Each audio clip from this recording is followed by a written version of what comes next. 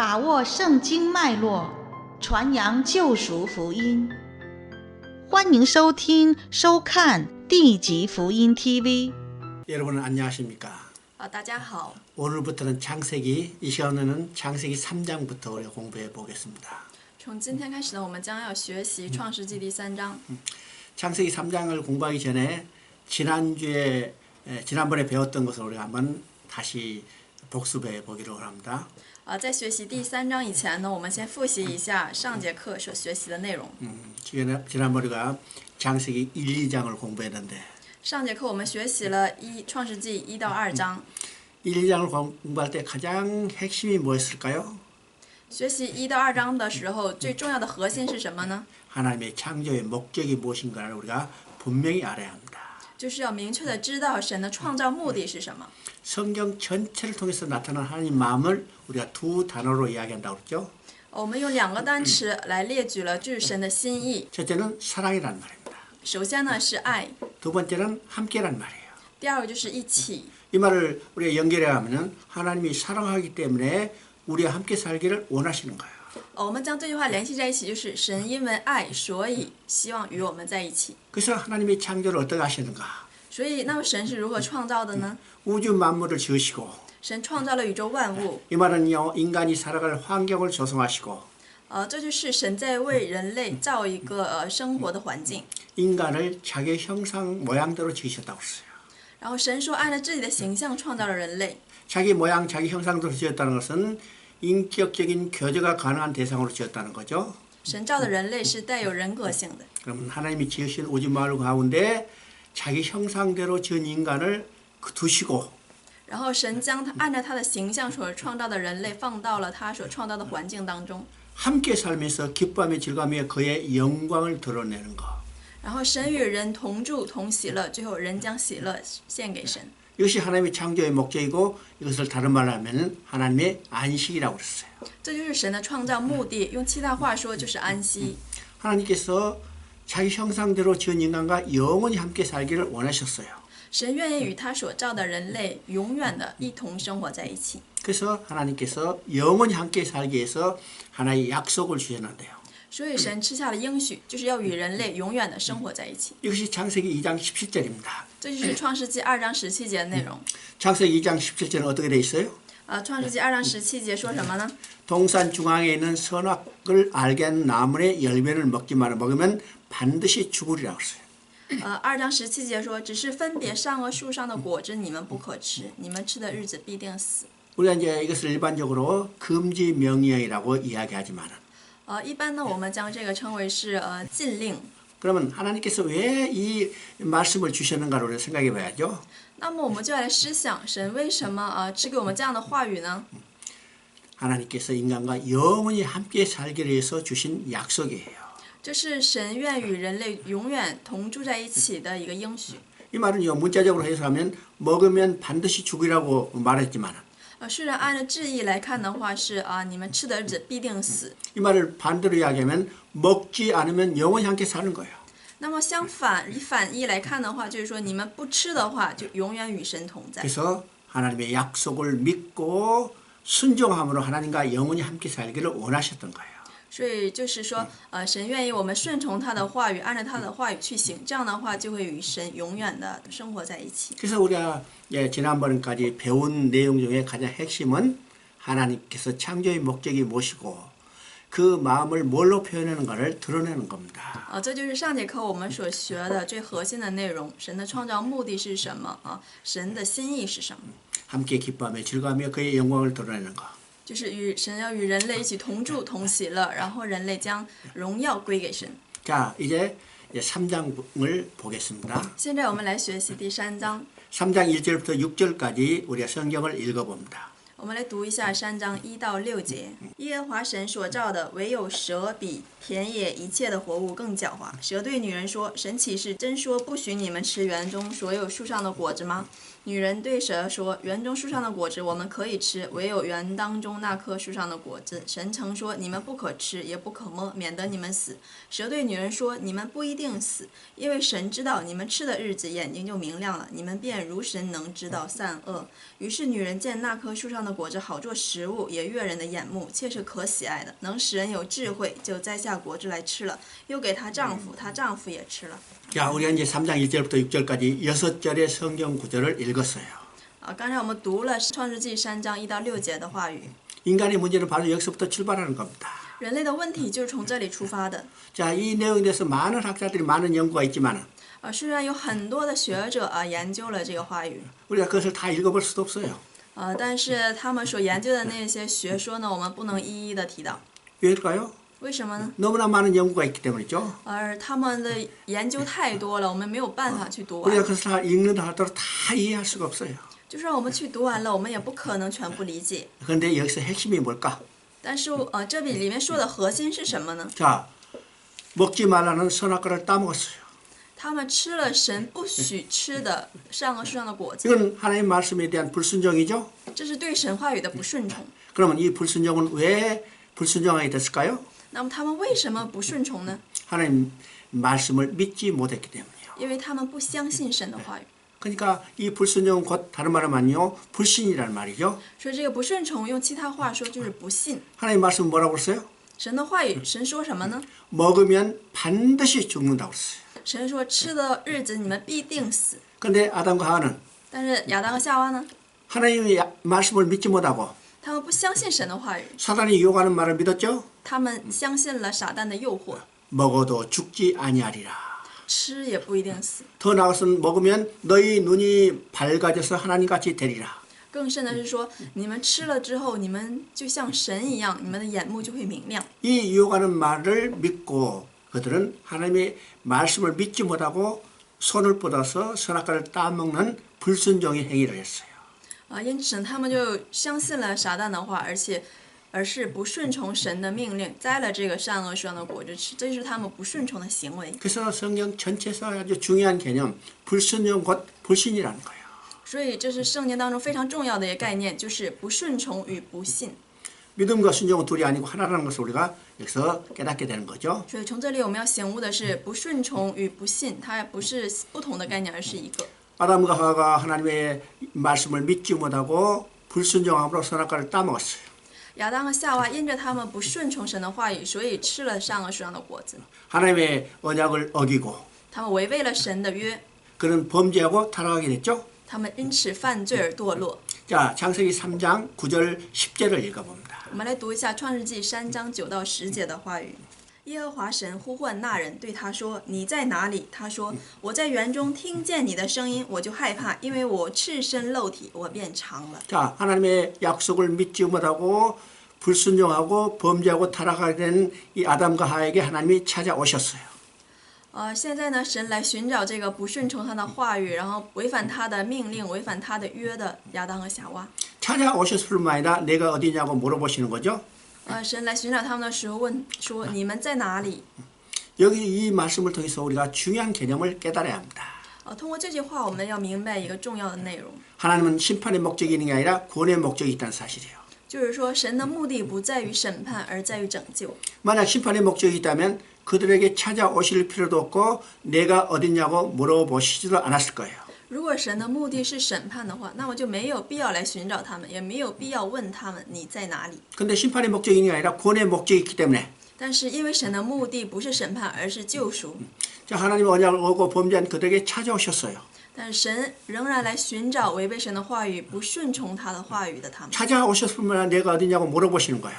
来寻找他们的时候，神就问你在哪里。 그럼 내가 어디냐고 물어보시는 것은 어떤 의미일까요? 那么神问你在哪里是什么意思呢？ 우리는 잘 아는 것 같이 하나님은 전지전능하신 하나님이라고 그래요. 我们常说我们的神是全知全能的神， 전지전능하신 하나님, 모르는 것이 없으신 하나님. 全知全能的神，无所不知的神。 그러면 아담과 하와가 무슨 일을 하는지 다 알고 계시죠?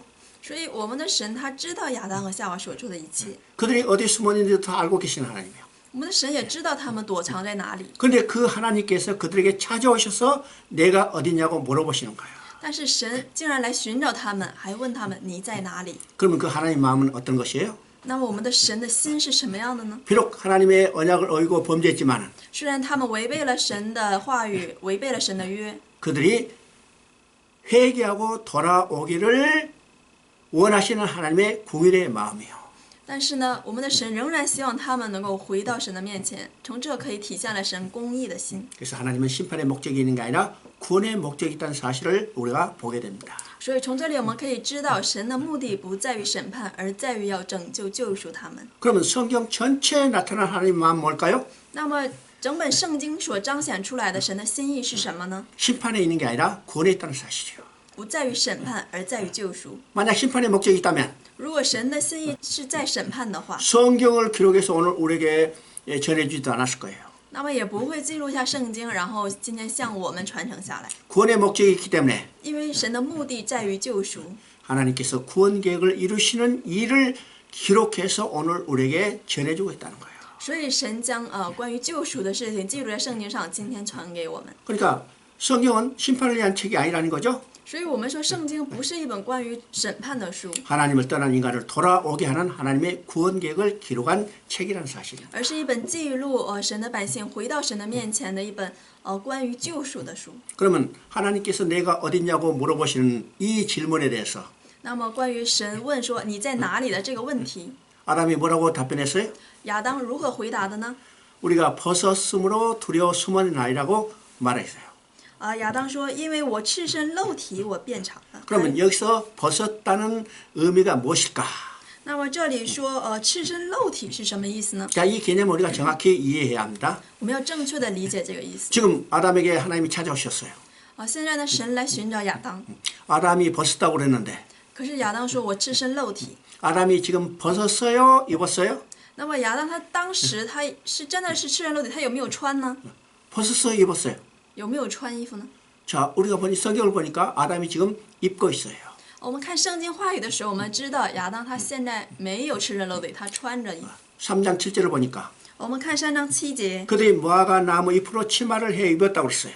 那里说他们拿无花果树的叶子做了裙子穿上。 그러니까 무화과 나무 잎으로 치마를 해 보였다는 것은 그들을 지금 입었다는 거죠.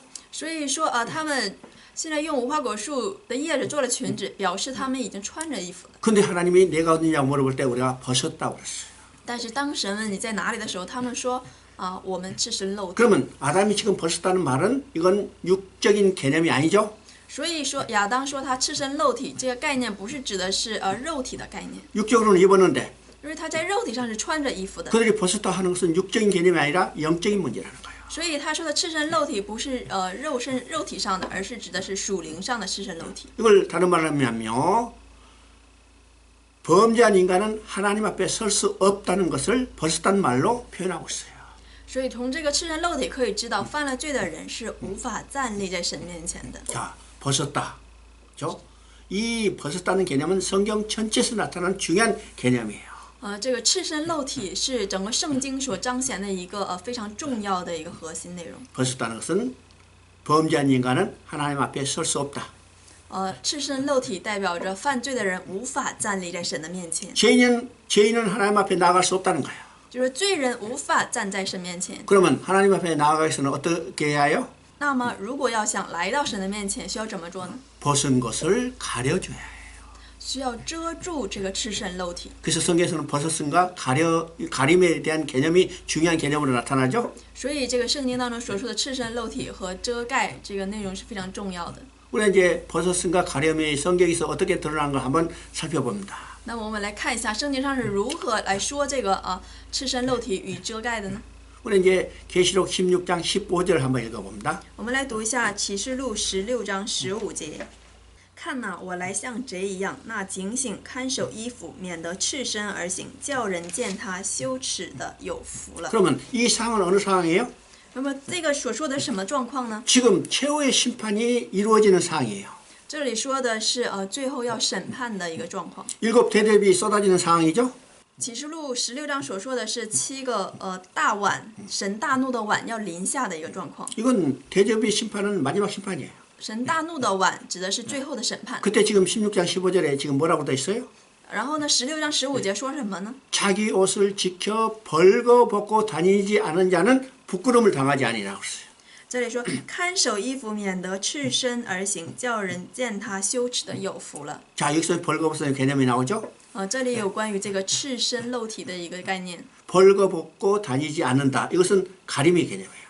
这里说看守衣服，免得赤身而行，这里就是指要遮盖羞耻，遮盖赤身露体的意思。 죄를 가려야만 하나님 앞에 당당히 설 수 있어요. 就是说，你必须要遮住罪，才能够堂堂正正的站在神面前。 하나님 앞에 부끄러움을 당하지 않고 하나님 앞에 설 수 있다는 거죠. 就是说，在神面前不至于羞耻，可以堂堂正正的站立。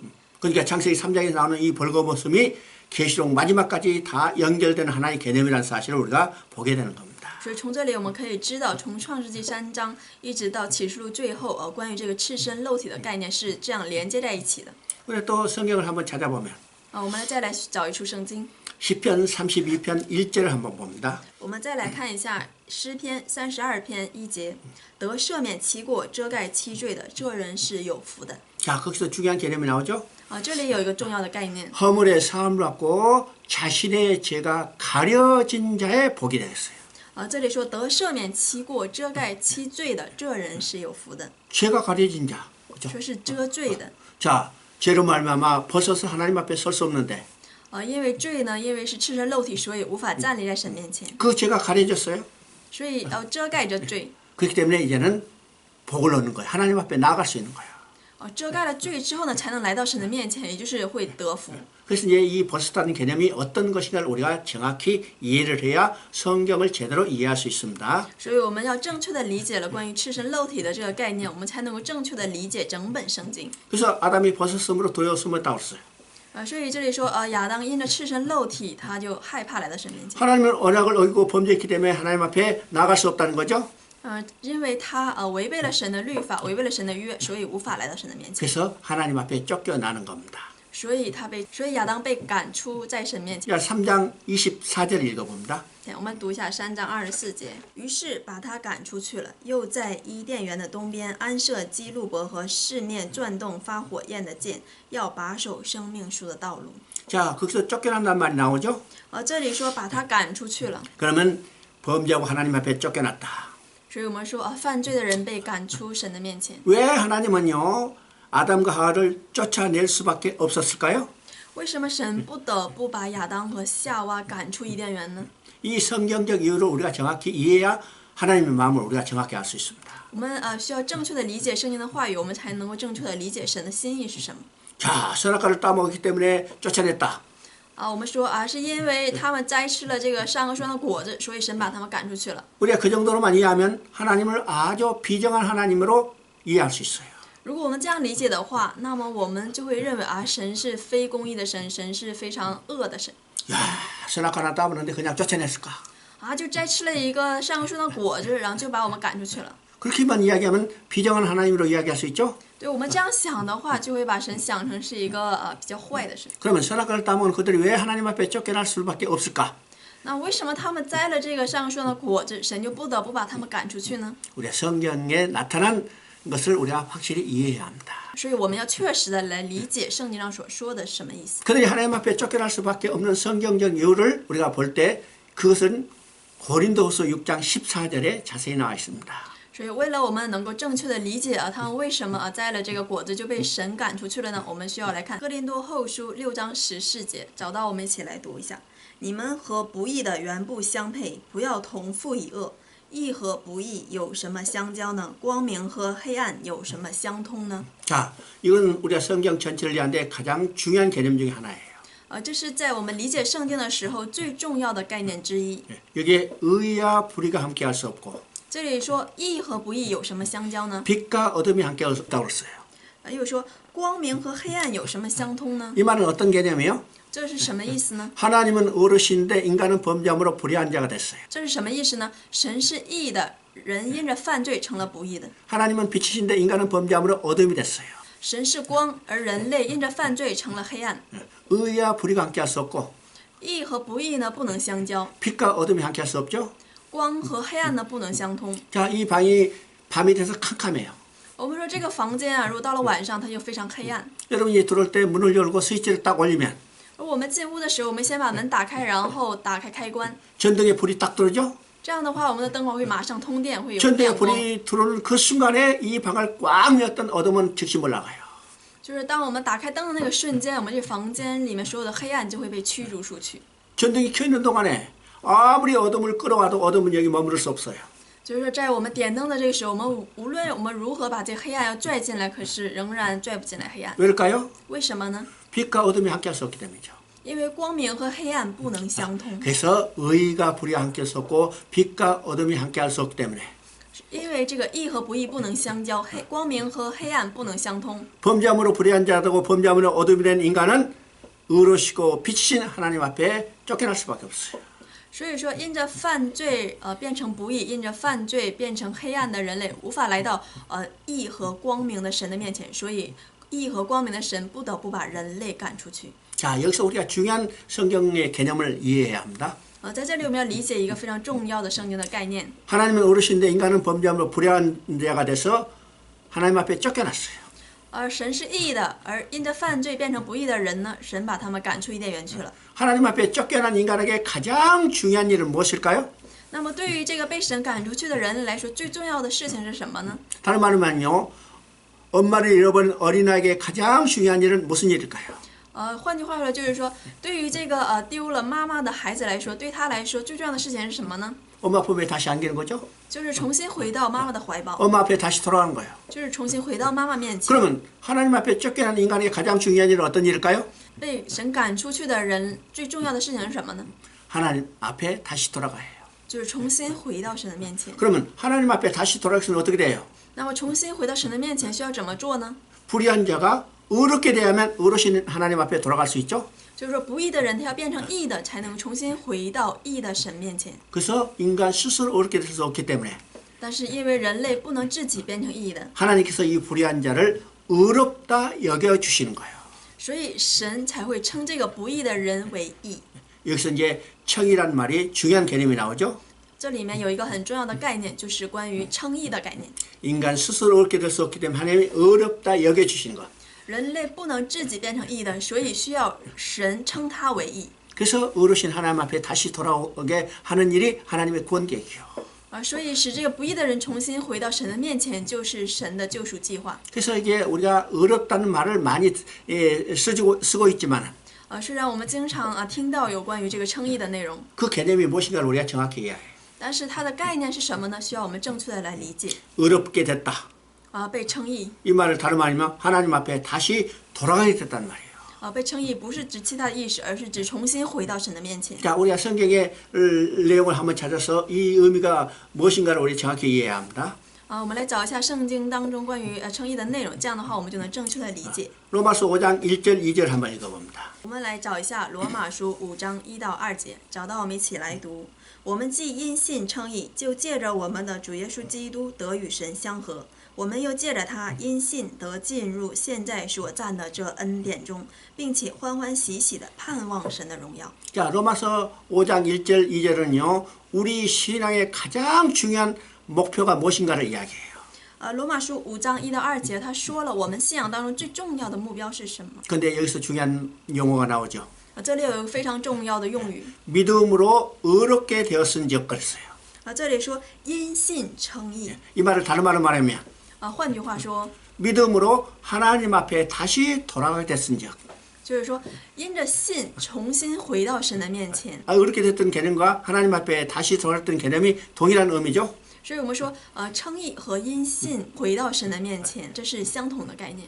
의롭게 되었은즉 被称义， 하나님께 다시 돌아가게 됐은즉 然后重新回到神的面前， 하나님과 화평을 누리고 은혜 앞에 나가고 하나님의 영광을 바라며 즐거운 삶을 누리라. 借着神因信得进入现在所占的恩典当中，并且欢欢喜喜的盼望神的荣耀。 그러니까 하나님 앞에 쫓겨난 이유가 하나님은 어르신데 인간은 범죄함으로 불의한 자로서 하나님 앞에 쫓겨났다. 他们被赶出去的理由是因为神是义的，而人类因着犯罪变成了不义，所以神不得不将不义的人赶出去。 그 쫓겨난 게 가장 중요한 일은 하나님 앞에 다시 돌아가요. 然后对于这些被赶出去的人来说，最重要的就是重新回到神的面前， 그래서 의롭게 돼야 해요. 要被神称义。 그러니까 의롭게 됐다는 말은 다른 말은요. 하나님 앞에 다시 돌아가셨던가 같은 개념이에요. 称义呢，就是说被神称义，所以重新回到神 또 面前。 하나님은 빛이신데 인간은 범죄함으로 어둠이 됐어요. 然后还有神是光明，但是人类因着犯罪成了黑暗的。 빛과 어둠이 함께할 수 없기 때문에 因为光明和黑暗不能相通， 어둠이 된 인간은 빛이신 하나님 앞에 쫓겨날 수밖에 없죠. 所以因着罪变成黑暗的人类不得不被神赶出去。 그럼 쫓겨낸 인간의 가장 중요한 일은 하나님 앞에 다시 돌아가야 해요. 那么对于这个被赶出去的这个人来说呢，就是变成光明，重新回到神的面 그러면 前。 어둠이 된 인간이 하나님 앞에 다시 돌아가서는 어떻게 돼요? 那么这个变成黑暗的人，他要重新回到神的面前，需要怎么做呢？ 빛이 돼야 해요. 需要成为光明。 그런데 어둠은 스스로 빛을 낼 수가 없어요. 但是呢，这个黑暗呢，不能自己拥有光。 그래서 하나님께서 어둠 가운데 빛을 넣어주시고 어둠을 빛으로 바꿔주시고 빛이신 하나님 앞에 다시 돌아가는 거예요. 所以神将光明放到了黑暗当中，神使黑暗变成光明，因此使他们得以回到神的面前。 그러면 이 어둠 가운데 비춰진 빛이 누구예요? 那么在这黑暗当中的光是谁呢？ 바로 이 세상에 참빛으로 오신 예수 그리스도예요. 就是以真光来到这世界上的耶稣基督。 구약에는 빛을 비춰주시겠다고 계속해서 약속했어요. 在旧约呢，一直在应许说要有大光临到我们。 말라기 4장 2절을 보면 看马拉基书4章2节， 그는 공의로운 해를 떠오르게 하겠다고 그러죠? 那里说公义的日头不要升起。 자, 그 공의로운 해는 신약에서 바로 참빛으로 오신 예수 그리스도예요. 那里的公义的日头就是指在新约当中所说的 이 真 빛을 光。 어둠 가운데 비춰주시고 这个真光呢，它能照亮黑暗。 어둠을 빛으로 바꾸셔서 빛이신 하나님 앞에 다시 돌아와 있어요. 它能使这个黑暗的人变成光明的，然后重新回到神的面前。 그래서 우리도 그 빛이 우리 가운데 비춰졌기 때문에 우리도 구원받는 거죠. 하나님 앞에 돌아갈 수 있는 거죠. 因为这个光也照亮了我们的里面，所以我们才能够来到神的面前，我们得到了救赎。 고린도후서 4장 6절을 한번 읽어봅니다. 我们来读一下哥林多后书4章6节。那吩咐光从黑暗里照出来的神，已经照在我们心里，叫我们得知神荣耀的光显在耶稣基督的面上。 자, 어둠 가운데 빛이 비춰졌어요. 光从黑暗里照出来。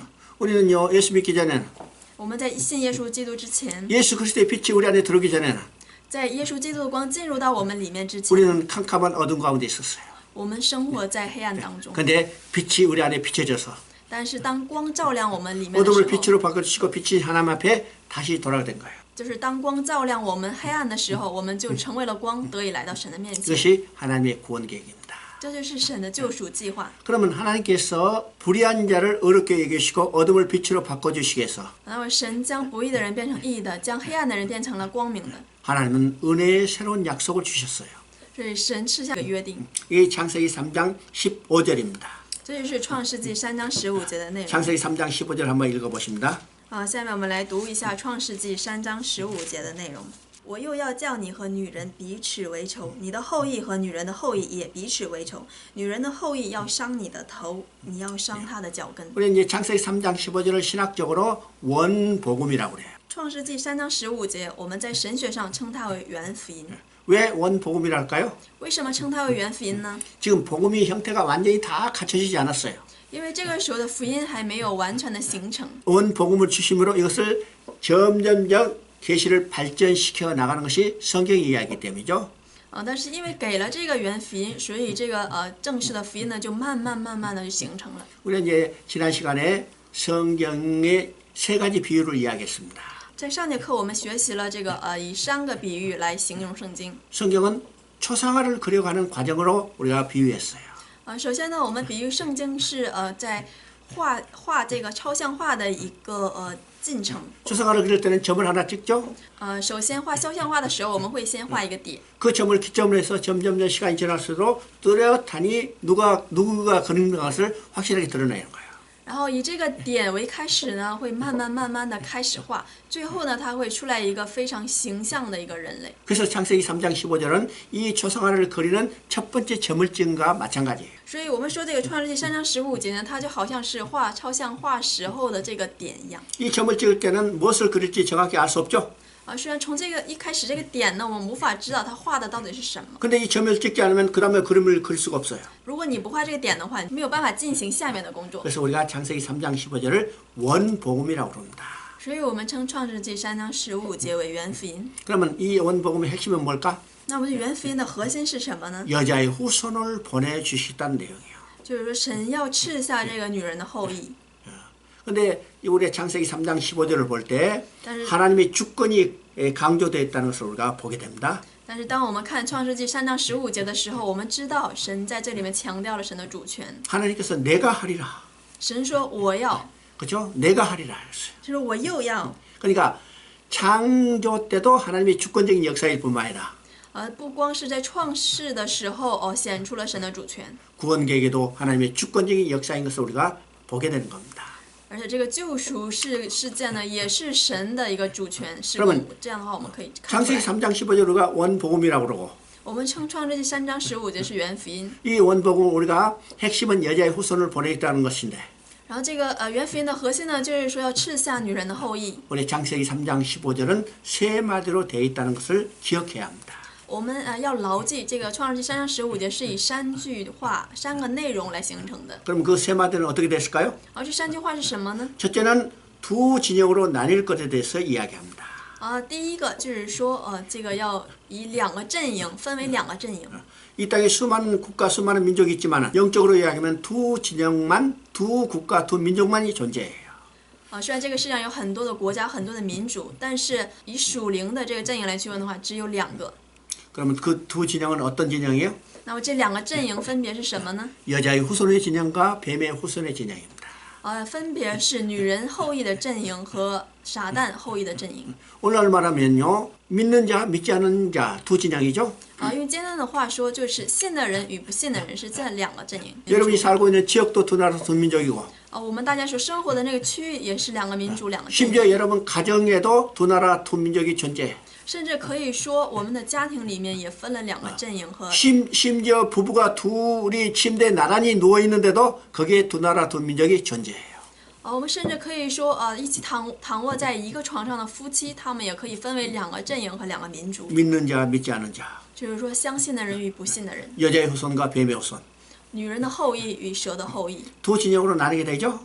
就分为了2个阵营。 그러면 이 땅에 존재하는 모든 사람은 두 진영 중에 반드시 한 진영 중에 속하게 돼 있어요. 就是说，生活存在于这个世界上的人，他一定会属于这2个阵营。 나는 평화주의자다. 有的人说，我是平和主义者。 그래서 나는 양쪽에 다 속하겠다. 有的人说我是平和主义者，所以我属于这2边。 없어요. 没有。 나는 중립주의자다. 有人说我是中立主义者。 나는 아무 진영에도 속하지 않겠다. 他说我不属于任何阵营。 없어요. 也没有这样的说法。 반드시 한쪽 진영에 속해 있어요. 他必须要属于某一个阵营。 여러분도 지금 어느 진영에 속해 있죠? 那么大家现在属于哪个阵营呢？ 여러분 이미 믿는 자, 여자의 후손 진영에 속해 있는 거예요. 相信的人，我们已经属于这个女人后裔的阵营，我们属于相信的阵营。 자, 두 번째는 第二个呢， 두 진영 사이는 원수가 되고 싸움이 있다는 거예요. 就是这2个阵营要有征战。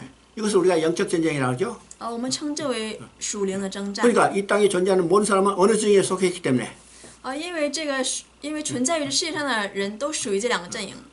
그 반대 진영과 싸우는 영적 전쟁을 하고 있는 거예요. 所以说都要与这个相对的这个阵营产生一个征战。 우리도 지금 영적 전쟁을 하고 있죠. 我们现在也属于这个属灵征战期。 우리는 이 영적 전쟁을 하고 있다는 사실을 깨달아야 해요. 所以我们要醒悟，我们现在是属于这个属灵征战的一个时期。 세 번째는 第3个呢， 이 두 진영 사이가 원수가 되고 싸움이 있고 这2个阵营彼此为仇，彼此征战。 이 싸움이 어떻게 끝날 건가를 계시하고 있어요. 这里启示了这个征战是如何结束的。 여자의 후손이 뱀의 머리를 상하게 할 것이다. 这里说女人的后裔要伤蛇的头。 그러니까 여자의 후손의 결정적인 승리를 지금 계시하고 있죠. 所以这里在启示女人的后裔她最终要胜利。 머리를 상하게 하는 것은 결정적인 승리를 이야기하는 겁니다.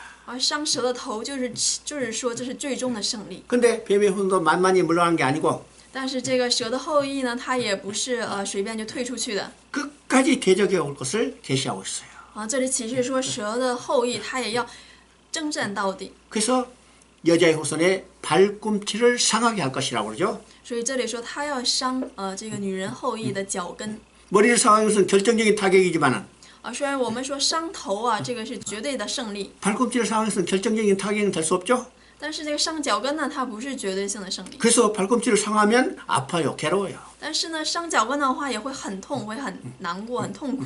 자, 이것이 오늘 구원받은 우리의 실제적인 삶이에요. 这个就是今天得到救赎的我们的一个生活的一个真实的状况。 그래서 예수님도 이것에 대해서 이야기했어요. 耶稣对此耶稣也这样说过。 요한복음 16장 33절에 约翰福音16章33节， 너희가 세상에서 환난을 당하나 他说你们在世上有苦难， 세상에서 환난 당한 것은 발꿈치를 상하게 된 아픔이 있을 거이나 这有苦难就是说你们在世上的时候虽然会有这个脚跟的痛， 담대하라 내가 세상을 이겼노라. 但是你们不要害怕，因为我已经胜了世界。 누가 세상을 이기셨어요? 谁胜了这个世界呢？ 여자의 후손 대신 대표 되신 예수님이에요. 就是这个女人的后裔的代表耶稣基督。 자, 이 전쟁은요. 계시록에서 그대로 나타나는 것을 실행되는 것을 우리가 보게 되는 겁니다. 我们可以知道这个征战呢，就是具体的体现在了这个启示录当中。 계시록은 지금 환난과 핍박을 당하는 교회에 대한 이야기죠. 启示录说的是这个当时受患难、受逼迫的一个教会的状况。 그럼 그 교회는 어떤 형태예요? 那么那个教会的状况是什么样的呢？ 지금 로마의 핍박을 당하고 있는 거예요. 就是他们受了罗马的这个逼迫。 그래서 계시록 1장에 보면 예수 그리스도의 증거하다가 환난과 핍박을 당하는 교회라고 그래요. 所以看启示录1章那里说，他们因着见证耶稣基督，就受了逼迫和患难。 근데 결정적인 승리는 누구에서 이루어졌어요? 但是最终胜利是在谁呢？ 자, 멸망됐다 바벨론이야. 那里说灭亡吧，灭亡吧，巴比伦。 그리고 하나님께서 다 이뤘다고 선언하는 거예요. 然后神又宣言说都成了。 그러니까 계시록은 바로 창세기 3장 15절에서 이 계시된 내용을 극적으로 다 실행되는 것을 증거하는 거죠. 所以这里是在见证这个创世纪当中所说的内容在这个启示录当中完全的实现了。 그래서 창세기 3장 15절에 우리가 내용을 머릿속에 기억해 둬야 합니다. 所以我们要在脑海当中铭记这个3章15节的内容。 자, 우리가 다시 이제 이걸 정리하면 我们再重新整理一下。 자, 범죄하고 하나님을 떠난 인간을 돌아오기 위해서 我为了使这个犯罪的人类重新回到神的面前， 하나님이 은혜의 약속을 주시죠. 神赐下了这个恩惠的约定应许。 창세기 3장 15절이고 这个应许就是创世纪3章15节。 이것이 신학적으로 우리가 원복음이라고 그랬습니다. 按照神学来说，这个是原福音。 그래서 이것의 핵심은 여자의 후손을 보내주시겠다. 这个原福音的核心就是要赐下女人的后裔。 그 여자의 후손은 누구가 있어요? 女人的后裔是谁呢？ 먼 훗날 오실 예수 그리스도. 就是以后要来的耶稣基督。 그리고 이제 창세기 3장에서는 세 마디로 되어 있다고 그랬죠? 然后我们说创世纪3章15节可以以3个内容来形容。 첫째는 두 진영으로 나뉠 것을 이야기했어요. 第一个就是分为2个阵营， 여자의 후손과 뱀의 후손의 진영, 就是女人后裔的阵营和蛇后裔的阵营， 믿는 자 믿지 않는 자의 진영. 就是信的阵营与不信的阵营。 두 번째는 이 두 진영 사이는 원수가 되고 싸움이 있다고 그랬어요. 然后第二个就是说这2个阵营之间是征战，是互相为仇的关系。 이것을 영적 전쟁이라고 합니다. 我们称它为属灵的征战。 세 번째는 이 전쟁의 결과가 어떻게 끝날 것인가. 然后第3个就是说这2个阵营的征战最后的结果是什么？ 여자의 후손이 뱀의 머리를 상하게 하고 女人的后裔要伤蛇的头。 그런가 하면 뱀의 후손은 끝까지 지향해야 할 것을 계시하고 있죠. 然后这个蛇的后裔呢，他也要一直奋战到底。 자, 다음 시간에 또 계속하겠습니다. 下节课我们继续。如果你对我们的节目感兴趣，请记得订阅并转发我们的频道哦。地级福音，让我们一起齐心努力。